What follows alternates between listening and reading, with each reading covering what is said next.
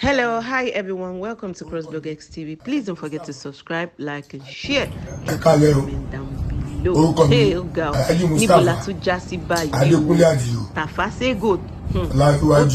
Ó ti fi ohun ránṣẹ́ o sí MC Oluomo. Ẹ jẹ́ ká jọ wò ó. Mo gbọ́ ẹlẹ́jẹ̀ kan lọ sọ.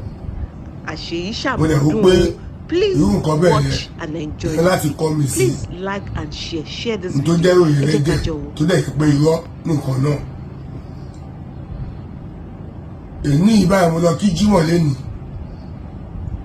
níbi tí president wa of Nigeria tó ti kírun, mo dẹ̀ kírun tó ń bẹ̀ mo ṣaláṣí Jímọ̀, mo lọ sí ọ̀nà ńlá níbi tí mo ti fẹ́ fún àwọn aráàlú lóúnjẹ ọdún láti fi support Lagos State government àti fi support local government mi bí gbogbo ìlú ṣe rí torí ìlú yóò fara rọ ọlọ́dẹ̀ẹ́fẹ́ kí gbogbo ṣe kí ni a tún da jù báyìí lọ.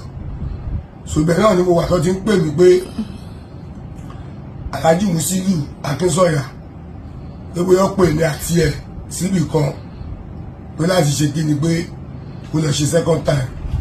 Ìròyìn ẹlẹ́jẹ̀ ni o, ìròyìn ẹlẹ́jẹ̀ ni lóòótọ́ náà fẹ́ pè wá àmọ́ kò síbì kankan tó pè mí sí lẹ́nu ju gbogbo bí mo ṣe mú fún.